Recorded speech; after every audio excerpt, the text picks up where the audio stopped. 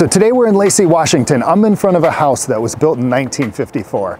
I'm a licensed real estate agent. I'm gonna walk all around the property showing you the things that I look for and what I coach my team to look for, and also how we can take a bunch of issues on a home built in 1954 that maybe needed some better upkeep, and how we turn that into a price reduction of $70,000 for the seller. And for frame of reference, this is a home that right now costs $465,000. Finished price after negotiating for some of these corrections that I'm going to discuss with you, $395,000. So that is a difference of $70,000. Just happened to work out. Seller didn't necessarily want to make all the corrections, and how exactly we approach this in the negotiation. So there's a lot of different types of siding on a house. So this happens to be a wood product. Again, this house was built in 1954. So we don't find, generally speaking, too many manufactured products on a house of this age unless it's been resided. So the things that we're looking for and what came up on this property is if you look at the siding, there's actually earth wood contact there, meaning the siding is really close to the vegetation. So that's going to be one thing that we don't want to have happen, because that invites water into a wood product, and when it's sitting there, we're eventually going to end up with some rot. So the next thing that we noticed is if you look over here, there's the power supply coming into the house. The trees are very close to the power supply. And so you can see in some cases, a windstorm could occur. We could have a branch down. That needs to be trimmed back. One thing you'll notice is this roof doesn't have a lot of slope to it. When you see a roof like that and you see a material like this, and it doesn't look like shingles, right? It's kind of a flat surface. This is called the torch down roof. So this is put on in layers and then heated up. And the thing with this roof is we don't know if it's leaking unless we go in the attic and kind of try to check it out. It's a little harder to diagnose if there's issues. So what I would recommend in this case is actually having a roofer look at that roof. That's what we had done. And so they were able to determine the total amount of life that may be left on the roof, if that it can be certified to last for a certain length of time. But what did come up, if you look at, there's been some flashing added near the chimney, things that come through the roof. So let's talk about plumbing stacks, vents. Anytime there's a hole cut through the roof for the purposes of one of those items, what they're looking for is how well that was sealed up in this case. And there's a lot of cracking and things that are happening to those points of sealing for moisture. That was discovered. There's a chimney here, and what we're looking for on chimneys is it covered, meaning does it have a cap on top so that water can't enter? When water enters, there's mechanisms inside chimneys, flue, for instance, and when you invite water, you invite rust and things like that to the flue. Also, you invite pests, so birds can make nests easier. So we're looking for two things again. We're looking for, is it covered? And we're also looking for, if you've ever started a fire with paper, that paper has a tendency to float. Sometimes that paper will go up the chimney, sometimes debris and things. You want something that will catch that debris, so that's called a spark arrestor. And so both of those things are missing from this chimney. When somebody got on this roof, the other thing that was determined is that there's some cracking to the mortar, and so that has to be addressed. And there's also another thing here up and underneath the eaves, where when we came through and looked at up and underneath this wood surface, you can see at some point some water was coming through here, because this section here has some rot to it. The other thing we're looking for on the exterior of houses is you always got to be concerned with the drainage. And so some sloping away from the house is always what you want to see. So in the event I came down here, I'm looking to see, is this flat?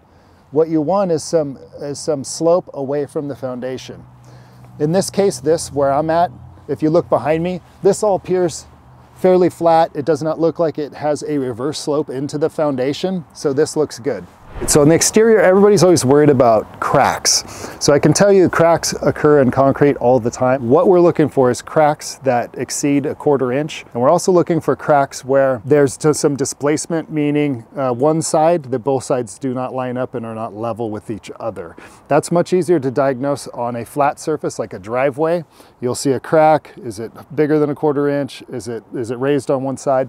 If you look to here, right here, you'll see there is a crack in this foundation. So again, this house was built in 1954. It's gonna happen. It's to what extent.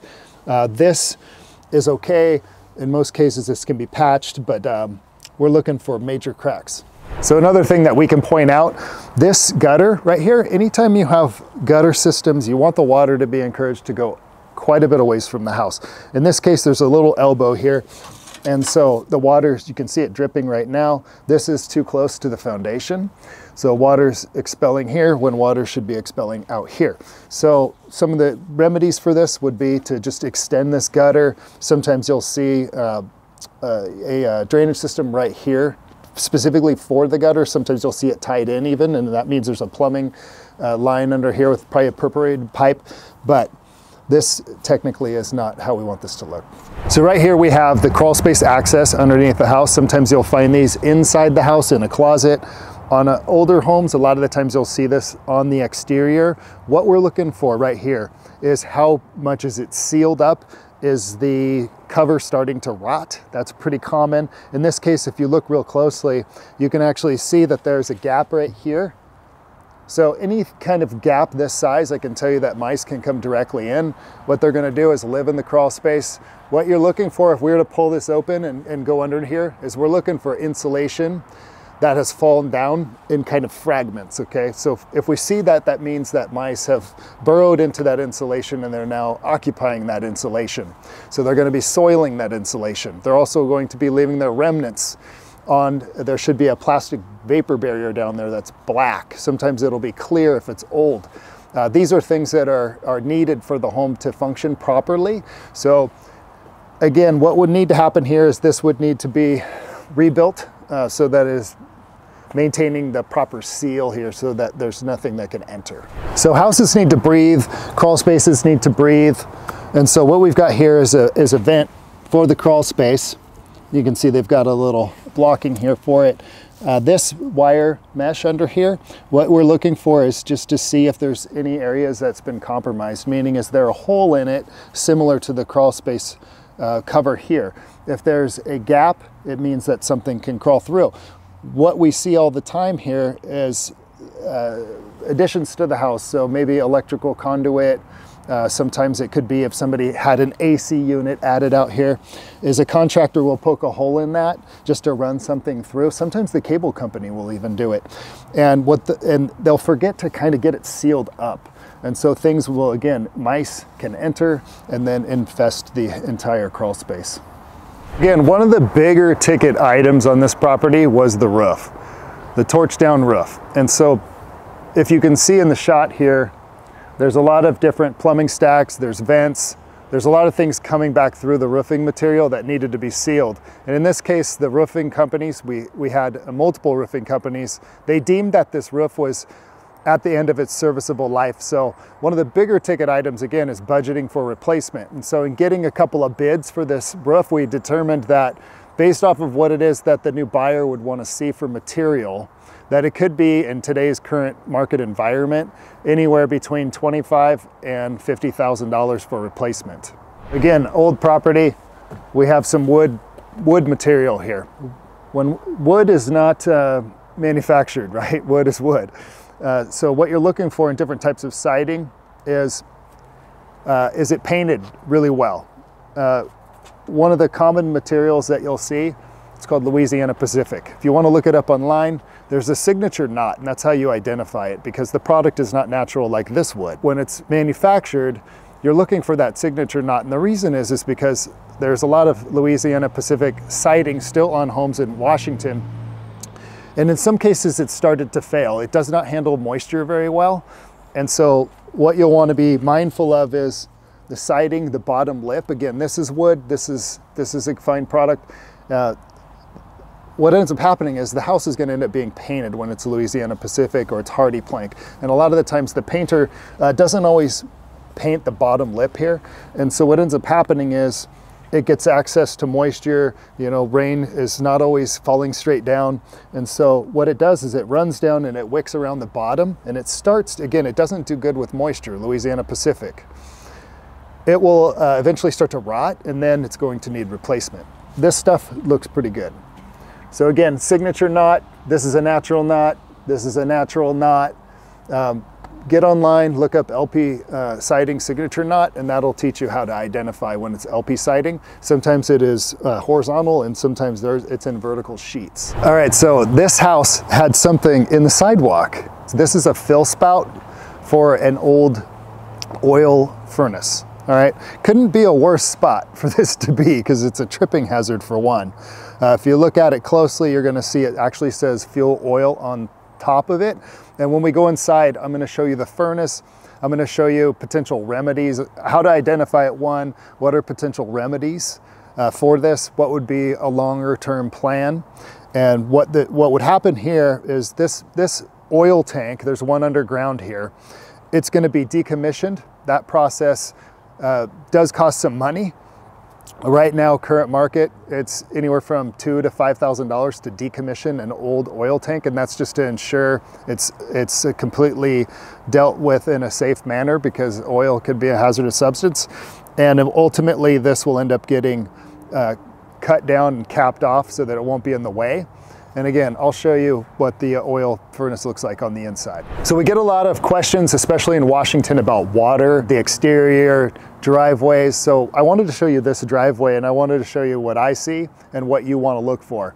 So you want to look for, if there's a driveway that has a really heavy slope back downward, meaning you're parking downhill, what you're looking for is there an area at the foundation and the front of the home that actually has a slope to it the other direction. So what I mean by that is this part of the driveway should be slightly higher than out here, encouraging the water to slope this way. And it's the same with a lot of the interior of the garage. Slight slope, you're just looking for that slope. So on this particular driveway, we can see there's a slope to here, and there's also a slope to here. And that is probably why we're getting some additional pooling and cracking here. Again, cracks are really common in Washington, especially on an old property like this. What we're looking for is how deep are the cracks, not deep, how wide are the cracks, and then is there displacement? Is it still flat? They can be sealed. There was an attempt to seal these. That's to keep water from going inside and opening up the crack and making it worse. At this point, this is kind of foregone. It'll still serve as a viable driveway surface. Obviously very unsightly, but it's not going to be causing any additional issues. The only remedy is to properly prepare this ground and put on a new surface. So one of the first things we notice is we've got a furnace here that's original to the house. Again, this house was built in 1954. I'm going to show you how to spot that it's an oil furnace for one, and then just some things that to be aware of, and then how to remedy this in the future. Like, what would it look like if you bought this house? What should you do? Should you keep the furnace that's going on 73 years old?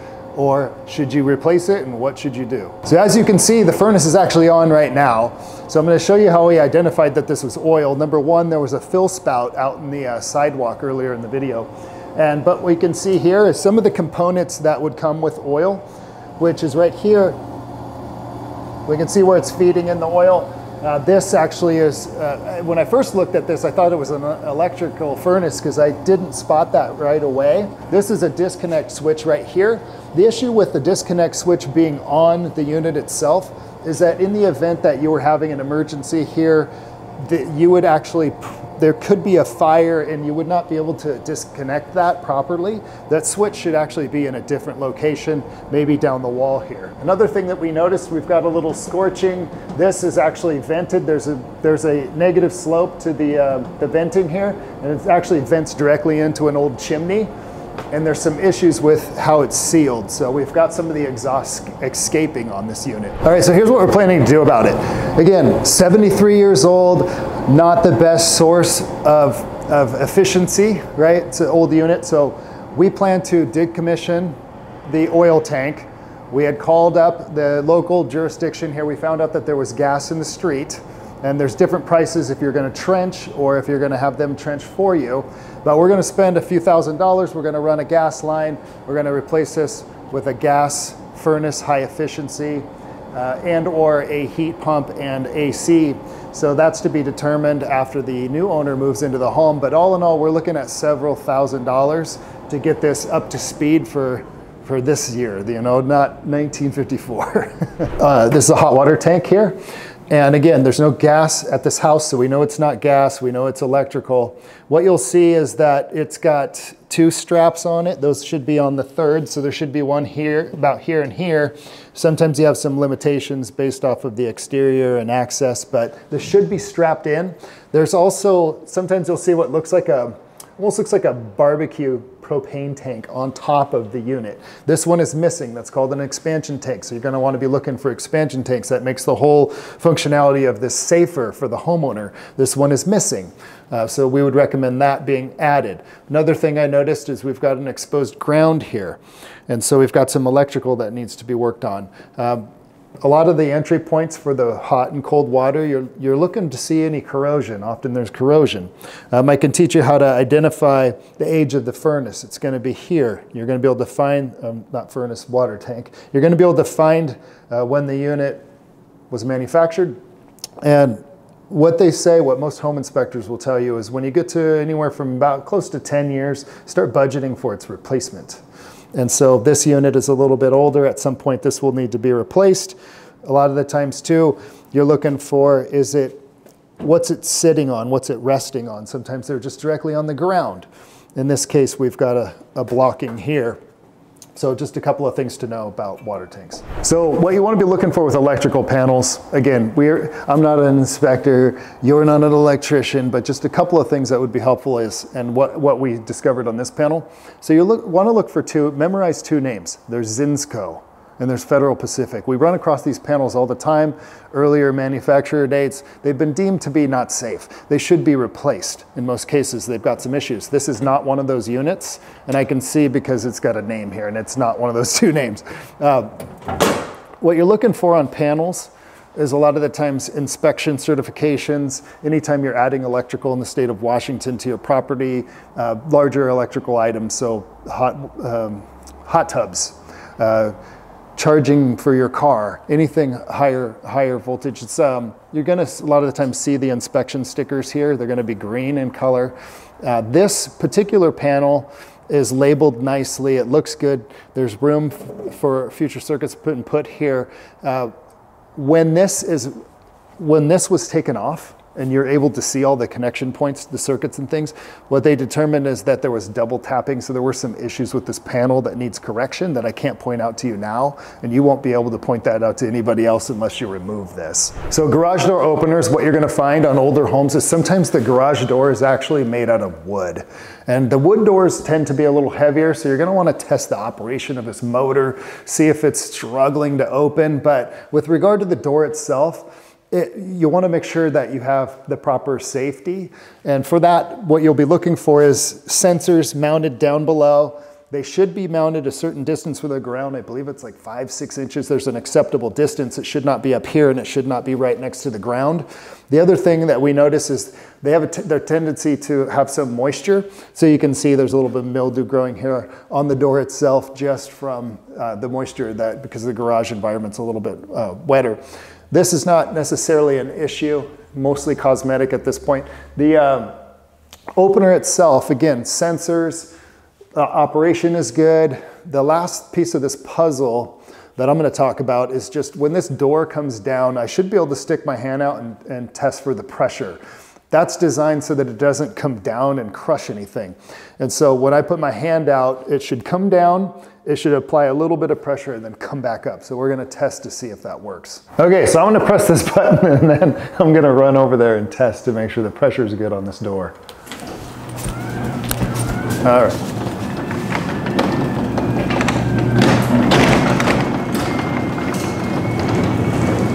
All right, so we're in good shape. That thing applied a little pressure, it backed back up. Let's move on to the next item. We're gonna talk about this, okay? We got an old source of heat here. One of the things that we noticed is there's some staining, so at some point there was some water coming down this. There's some corrosion on the pipe. We would deem this to not really be a safe thing to use, and so the recommendation was just to get rid of this and properly seal it up. So one of the things we see often in garages is when homeowners do some electrical additions like this, you see some exposed wiring here. This is something that needs to be done by a licensed electrician in our recommendation, and so we would want to get this all properly redone. So you can see these exposed wires coming across here just to provide some additional lighting. Does it work? Yeah, it's working just fine. Doesn't mean it's always safe. This right here, when you see there's a third prong missing. So this is an ungrounded outlet. And so we would recommend that these get updated to current standards.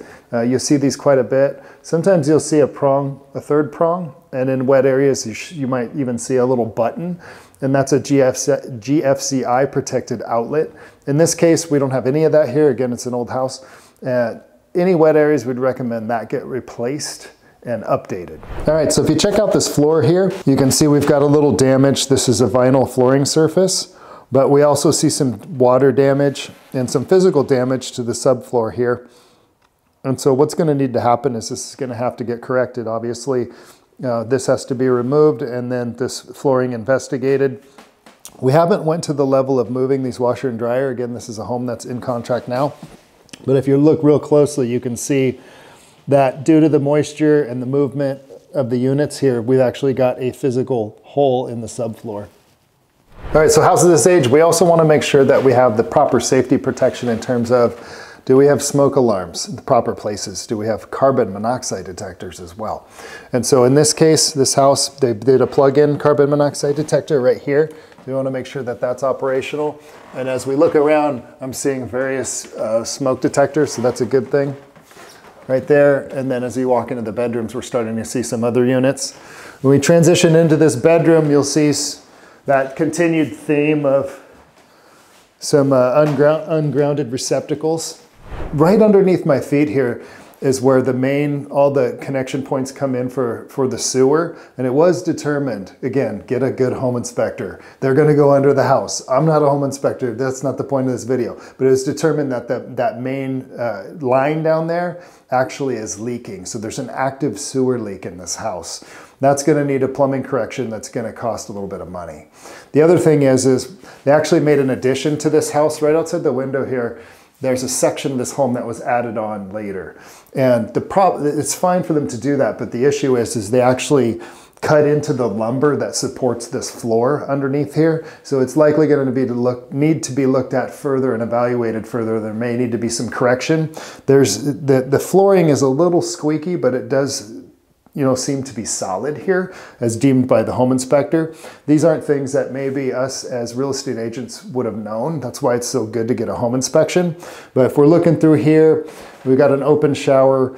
It's not a tub. And so one of the things that I would be concerned with is just keeping the moisture inside of the shower. So the flooring material here, if this is ever changed, we want to be really mindful of the water getting on the ground here. So when we're looking at houses, one of the dead giveaways is the windows, okay? So if you see windows that you believe are outdated and you know that the trim around said windows are wood, that's a pretty dead giveaway that it's likely a less, well, again, I won't say an outdated window. If the material is vinyl, it's very likely that you have a double pane window, which is going to increase the energy efficiency. So as you can see, these are wood trimmed windows. So I came into the improved part of the house. Again, I told you this section here, you might not be able to notice from the previous clip, but this is actually a section of the house that's been updated, added later. This is a perfect chance to point out to you the difference in the types of windows. So once you cut closer, you can see this is dual pane. It's going to increase the energy efficiency. So in this particular house, all the windows that are older, you're going to want to budget for replacement of those windows and know the pricing around that. So one of the things that made this a decent deal, right? This was intriguing. This here that you see is a whole extra lot attached to this sale. Again, $465, extra lot on the property. This opens up all kinds of options. However, there are some issues here for us to point out. And the price was in accordance with that, right? So let's talk about them. This additional structure, again, gives us the flexibility. This is a whole separate lot, extra lot attached to this sale. What we found out though is there's some siding issues. This was actually a one-car garage, which was then re-roofed as a two-car. There's an active leak in the roof, and then there are some issues with the exterior siding. So the homeowner has this great opportunity, but there's a lot of work to be done here. Is it going to be, are we going to tear this down, or are we going to make the corrections, and what's going to be added to this lot later? So let's start with just pointing out some of the issues. I talked about, you can see some moss on the roof for one. That's a dead giveaway that there's some age and some work needed. Got a lot of trees up in here. But again, active leak. There was no cement floor poured in half of the garage. And then I'm going to show you that some of the siding needs to be replaced. So all in all, that's the determination is, are we going to keep the structure, or is it going to get torn down? All right, so if you look here, I could see that this was the original exterior wall of the original structure. And then when I looked up at the, again, it's a little dark in here, but you can see this is all one roof truss system for the whole thing. Now, we've got a concrete floor under my feet that's covered in wood for some reason, and no insulation, there's no power. So there's some insulation back here if the camera's catching it. So we got a lot of work to be done to this thing. And it's just a matter of, does it make sense to keep it, or does it make sense to remove and start over again? One of the things we look for again is slope, going towards foundations, going towards wood structures. And as you can see here, this is higher than this, dropping down. And so it's encouraging all this vegetation to collect against this siding. This is bad news for this siding. As you can see, there's some green, there's some wicking and moisture, and eventually this is going to further rot. And so that's a consideration, is how is this going to be excavated? Is this going to be resided? What's the best option here? So again, I just wanted to point out all the stuff that we discovered at this house and how we moved this to an acceptable deal for both parties. So the big ticket items, this roof, right? Deemed it to be $20,000, $30,000 replacement. We have an active sewer line leak. That's an expensive thing. We have an oil furnace that we had to negotiate. So we have a roof leak to the detached garage. So what we did was we asked for these requests, these repairs to be made by the seller. We did not give them a number. And what ended up happening is they agreed to drop the price in accordance with what they felt was fair, and that worked for both parties. So if you're in the Lacey area, anywhere in Washington, you're thinking you want to buy a house, feel free to reach out to us, my team. We'd be more than happy to give you this level of service and negotiate the best deal possible for you.